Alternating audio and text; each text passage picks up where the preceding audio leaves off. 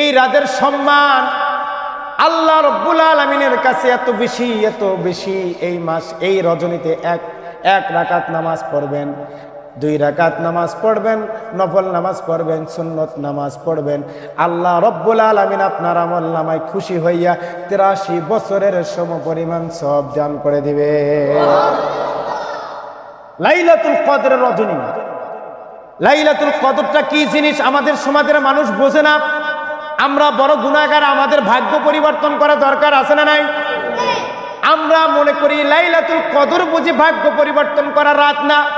ভাগ্য পরিবর্তন করা রাত মানুষ মনে করে শবে কদর, শবে বরাত। কি মনে করে? শবে বরাত। কিন্তু শবে বরাতের কোনো হাদিসে ভ্যালু নাই। কি নাই? হাদিসে ভ্যালু নাই।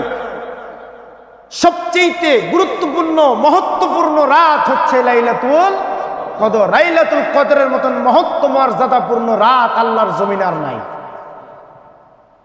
আর নেই। এটা এমন রাত, এই রাতকে উল্লেখ করে আল্লাহ রাব্বুল আলামিন একটা সূরা নাজিল করে দিয়েছেন, সূরাতুল কদর। সুবহানাল্লাহ, সূরাতুল কদর। আল্লাহ রাব্বুল আলামিন বলছেন, ইন্না আনজালনাহু ফি লাইলাতিল কদরি। আল্লাহ রাব্বুল আলামিন বলছেন, বান্দারে আমি এই রাত্রিতে কোরআন নাজিল করে দিয়েছি। সুবহানাল্লাহ বলেন। এই রাত্রিতে কোরআন নাজিল করে দিয়েছি। কোরআন লাউহে মাহফুজ থেকে দুনিয়ার জমিনে আল্লাহ নাজিল করেছেন। প্রথম আসমানে কোরআন নাজিল করেছেন, তারপরে ধীরে ধীরে কোরআন পৃথিবীর জমিনে নাজিল হয়েছে। দীর্ঘ 23 বছর ধরে কোরআন নাজিল হয়েছে। কথা বলেন ঠিক কিনা? প্রিয় ভাইরা আমার, এটা এমন একটা রজনী লাইলাতুল কদর।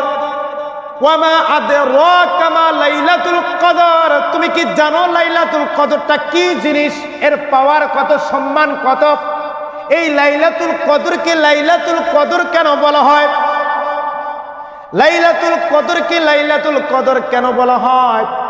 মারিফুল কোরআন, তাফসিরে মারিফুল কোরআনের ভিতরে এসেছে, যে ব্যক্তি এই রাতের পূর্বে আল্লাহর কাছে মর্যাদা পায় নাই, আল্লাহর কাছে সম্মান পায় নাই, আল্লাহর কাছে মূল্যায়ন পায় নাই, এই রজনীতে ইবাদত করার কারণে তওবা ইস্তিগফারের মাধ্যমে যারা ইবাদত করবে, আল্লাহ রব্বুল আলামিন তাদেরকে সম্মান আর মর্যাদা দান করে দিবে। এই জন্য লাইলাতুল কদরকে লাইলাতুল কদর বলা হয়। যারা পূর্বের সম্মান নাই, অনেক মানুষ মনে করেন আল্লাহ তোমার কাছে কত অপরাধী গুনাহ করেছি, আমার বহু গুনাহ, তোমার কাছে বুঝি আমার সম্মান ইজ্জত নাই। এই যে যারা এইরকম ভাবে নিরাশ হয়, এই রাতের পূর্বে যারা গুনাহ করে, এই রাত্রিতে যারা তওবা ইস্তিগফার করার পরে আল্লাহর ইবাদত করে, ওই বান্দার মর্যাদাও আল্লাহ রব্বুল আলামিন বহু গুণে বাড়ায়া দেয়। এই জন্য লাইলাতুল কদরকে, এই রাত্রিকে লাইলাতুল কদর বলা হয়। প্রিয় ভাইরা আমার,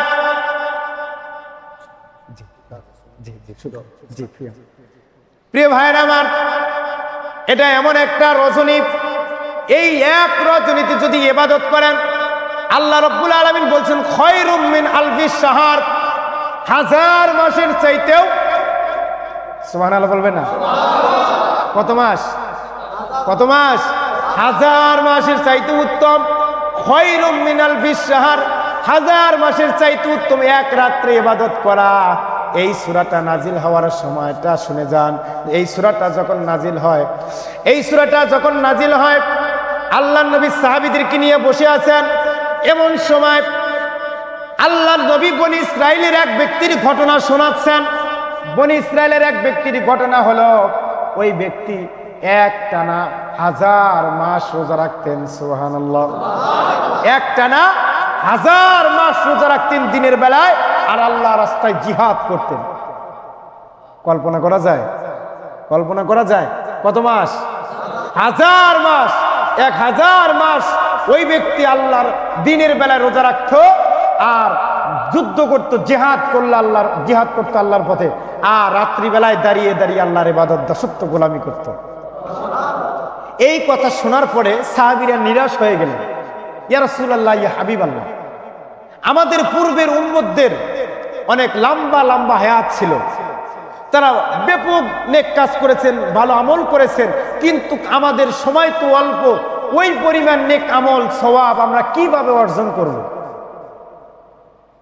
কিভাবে অর্জন করব, কারণ তাদের হায়াত তো 500 বছর, 1000 বছর। তারা এত ব্যাপক আমল করেছেন, তাদের আমলের সমপরিমাণ সওয়াব আমাদের এই মাত্র 60 বছর 63 বছর জিন্দেগিতে কেমনে সম্ভব? এই কথা বলার প্রেক্ষিতে আল্লাহ রব্বুল আলামিন এই সূরাতুল কদর নাজিল করে জানায় দিলেন, ও আমার বান্দা বান্দিরা রে, ওই উম্মতের চাইতেও তোমাদের সম্মান মর্যাদা আর আমলের পারি কিয়ামতের ময়দানে পাল্লা তোমাদের ভারী হয়ে যাবে। কেউ যদি 20 বছরে লাইলাতুল কদর পায়, 20 বছরে যদি লাইলাতুল কদর পায়, এক কদর ইবাদত করলে 1000 মাস, তার মানে 83 বছর। 1000 সমান 83 বছর 4 মাস। তাহলে একবার কদর পাইলে কত বছর পাইলাম? 83 বছর, 84 বছর। তার মানে যদি 20 বার আমি লাইলাতুল কদর পাই, তাহলে কি 500 বছরে 1000 বছর হবে না? হবে না? হবে না? আল্লাহ এটা কি জন্য দিয়েছেন? আল্লাহ বলছেন কিয়ামতের ময়দানে শেষ নবীর উম্মতেরা জান্নাতে না যাওয়া পর্যন্ত এই সম্মান মর্যাদা লাইলাতুল কদর দিয়ে আপনার ঈমানের পাল্লাকে আল্লাহ রাব্বুল আলামিন বেশি ভারী বানায় দিবেন। এত বেশি গুরুত্ব, এত বেশি মর্যাদা এই লাইলাতুল কদরের রজনী। এটা এমন একটা রজনী, এই রজনীতে তাতানাজ্জালু আলাইহিমুল মালায়েকা, ফেরেশতা নাজিল হয়ে যায়। সালামুন হিয়া হাত্তা মাতলাইল ফজর, ফজর পর্যন্ত ফেরেশতারা ঘুরতে থাকে। মাগরিব থেকে নিয়ে ফজর পর্যন্ত সমস্ত ফেরেশতারা, জিবরাইল আমিন সহ সমস্ত ফেরেশতারা নাজিল হয়ে বান্দা বান্দিরা যারা ইবাদত করবে, আল্লাহর কাছে চাবে, আল্লাহ তাদের জীবনের চাওয়া পাওয়াগুলো পূরণ করবে, জীবনের গুনাহগুলো মাফ করে দিবে। এটা এত বরকতপূর্ণ রাত, এটা এত মর্যাদাপূর্ণ রাত, অথচ আমরা এই রাতে সারা রাত ঘুমাই, সারা বছরই ঘুমাই, লাইলাতুল কদরেও ঘুমাই। যারা ঘুমায়, আমি বলি আমার তো মনে হয় তাদের গুনাহ নাই। গুনাহ নাই দেখে ঘুমায়, গুনার নাই। জান্নাত আছে, জান্নাতে যেতে পারবো, জান্নাতের সার্টিফিকেট বুঝি পাইছে, ওই জন্য ঘুমায়। কথা বলেন ঠিক কিনা? যাদের গুনাহ আছে, যাদের জীবনে আল্লাহর ভয় আছে, তারা কখনো লাইলাতুল কদরকে মাইনাস করে দিয়া জীবন সাজাতে পারে না। এটা ইমানদার হতে পারে না। আল্লাহর ভয় কলিজার মধ্যে ঢুকান, আল্লাহকে ভয় করেন। এই লাইলাতুল কদরের রজনীর একটা ইবাদত করেন, এক রাত ইবাদত করেন, আপনি যদি 10 বছরে 10টা পান, 20 বছরে 20টা পান, অনেকেরই 50 বছর হয়েছে, অবশ্যই 50 বার পাইছেন। কথা বলেন ঠিক কিনা? 50 বছরে আপনার সওয়াবের পাল্লা কত বেশি ভারী হয়ে গেছে কল্পনা করা যায়? কল্পনা করা যায়? লাইলাতুল কদরের রাত কয়টা? 5টা। কয়টা? 5টা। লাইলাতুল কদরের রাত কয়টা? 5টা। কিন্তু আমরা জাগি শুধু কি 27 রাত। কত রাত? শুধু 27 রাত। 27 রাত শুধু জাগিয়া যদি ওই দিন না যায়, যদি এবার 21-এ চলে যায় থাকে, যদি 23-এ চলে যায় থাকে, আজকে 25, যদি আল্লাহ রাব্বুল আলামিন এই রাতকে করে, যে কোনো একটা তো হতে পারে, যে কোনো একটা তো হতে পারে। কথা বলেন ঠিক কিনা? তাহলে আমাদের অন্তত 5টি রজনী, লাইলাতুল কদরের এই 5টি রজনী অল্প অল্প করে হলেও আমল করা দরকার, বেশি বেশি করে আল্লাহর কাছে ইস্তিগফার, ক্ষমা চাওয়া দরকার। কোরআন নাজিলের রজনীতে কোরআন তেলাওয়াত করা দরকার। আজকে আমরা কোরআন তেলাওয়াত করতে পারি না, আমরা কোরআন সহিহ শুদ্ধভাবে পড়তে পারি না, অথচ পেপার পত্রিকা, বড় বড় পুস্তক বই সব পড়ে শেষ করতে পারি, কোরআন পড়তে পারি এমন দুর্ভাগা কপাল পরাও মুসলমান সমাজে আছে না নাই? নামাজে দাঁড়াইলে সূরা ফাতিহা পড়তে পারে না, কি দিয়ে নামাজ শেষ করে আল্লাহ ছাড়া কেউ জানে না। দুর্ভাগা। অথচ আল্লাহর নবী, বিশ্ব নবী বলছেন, আসিয়াম ওয়াল কোরআন ইশফাআন লিল আবদি ইয়াউমাল কিয়ামা। কিয়ামতের ময়দানে সিয়াম আর কোরআন, সিয়াম আর কোরআন দুইটা জিনিস আল্লাহর কাছে সুপারিশ করবে, সুপারিশ করে আপনাদের জন্য জান্নাতের ফয়সালা নিয়ে নিবে। সিয়াম আর কোরআন আল্লাহর কাছে কি করবে? কি করবে? সুপারিশ করবে। আল্লাহ, এই ব্যক্তি সিয়াম পালন করেছে, আপনাকে সন্তুষ্ট করার জন্য সারাদিন খানা পিনা, মানুষের যৌন লালসা, মুখের লালসা, স্বাদ থেকে আমাকে হেফাজত করেছে, এই ব্যক্তিকে আল্লাহ রাব্বুল আলামিন, এই ব্যক্তিকে আমি জান্নাতে না নিয়ে ক্ষান্ত হব না। সায়েম সুপারিশ করার কারণে আল্লাহ রাব্বুল আলামিন তাকে মাফ করে দিয়ে জান্নাতে পৌঁছায় দিবে।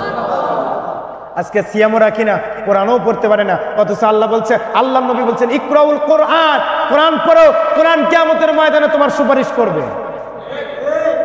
কোরআন কি করবে? সুপারিশ করবে, কিন্তু লাইলাতুল কদরের রজনীতে কোরআন পড়তে পারি না। বাড়িতে বাড়িতে যায় যায় মানুষ দেখেন বিভিন্ন টেলিভিশন মোবাইল নিয়ে ব্যস্ত হয়ে আছে না নাই? মোবাইল শরীফ পড়তেছে, কোরআন শরীফ আর পড়ে না। এখন পরে কি শরীফ? মোবাইল শরীফ। সারাদিন খালি মোবাইল শরীফ খতম করে, কয় এখন মোবাইল শরীফ, এখন আর কোরআন শরীফ লাগে না। মনে রাখবা, কোরআন শরীফ লাগে না। আল কোরআনু হুজ্জাতুল লাকা আও আলাইকা, কোরআন কিয়ামতের ময়দানে তোমার বিরুদ্ধে মামলা দায়ের করে দিয়ে জাহান্নামের মধ্যে বানায় দিবে। এটা কোরআন মামলা দিবে। যারা কোরআন পড়ে না, যারা কোরআন বোঝে না, যারা কোরআন মানে না, যারা ব্যক্তিগত জীবন, পারিবারিক জীবন, সামাজিক জীবন, রাষ্ট্রীয় জীবন, অর্থনৈতিক জীবন, রাজনৈতিক জীবনে যারা কোরআনকে মানে না, কোরআন তাদের বিরুদ্ধে মামলা দায়ের করায় দিয়া কোরআন আল্লাহর আদালত থেকে জাহান্নামের মধ্যে ফেলায় দিয়া তবে ক্ষান্ত হবে। ভয় করেন আল্লাহকে, আল্লাহর কোরআন পড়েন, আল্লাহর কোরআনের সাথে সম্পর্ক রাখেন। মান তাশাব্বাহা বিকৌমিন ফাহুয়া মিনহুম, যার সাথে যার সম্পর্ক তার সাথে তার হাসর। কোরআনের সাথে সম্পর্ক রাখেন, আপনার কোরআনের সাথেই হাসরের ব্যবস্থা করে দিবে আল্লাহ। আর সম্পর্ক রাখবেন মোবাইলের সাথে, সম্পর্ক রাখবেন টিভির সাথে, সম্পর্ক রাখবেন টেলিভিশনের সাথে, সম্পর্ক রাখবেন বিভিন্ন নারীর সাথে, বিভিন্ন সুদের সাথে, জেনার সাথে, অবৈধ অর্থের সাথে, অবৈধ মালের সাথে, আপনার হাসরও হবে ওই সমস্ত অবৈধ জিনিসের সাথে। এই ভয় তো নাই, এই ভয় নাই প্রিয় ভাইয়েরা আমার। এই জন্য আমি বলি লাইলাতুল কদরের রজনী, এই যে একটা মাস আমরা, এই যে রমজানের মাস পাইলাম, সামনেবার অনেকেই নাও পাইতে পারে। কথা বলেন ঠিক কিনা? নাও পাইতে পারি। অনেকের ঋণের বোঝা মাথার উপরে, অনেকেই পারিবারিক সমস্যা, মেয়ের বিয়ে দিতে পারেন না, সন্তানের পড়াশোনা করাইতে পারেন না, ছেলে মেয়েরা কথা শোনে না, আনুগত্যশীল ছেলে মেয়ে। আপনি একটাবার লাইলাতুল কদরে আল্লাহর কাছে দুহাত তুলে আল্লাহর কাছে দোয়া করেন, আল্লাহ রাব্বুল আলামিন আপনার দোয়া কবুল করে নিয়ে সন্তান বিয়ে দেওয়া কেন, মেয়ে বিয়ে দেওয়া কেন, আপনার যত সমস্যায় থাকুক সব সমস্যার সমাধান। এই ওয়াদা কার? এই ওয়াদা কার? কিন্তু আল্লাহর কাছে না চাই, এখন মানুষের কাছে চাই।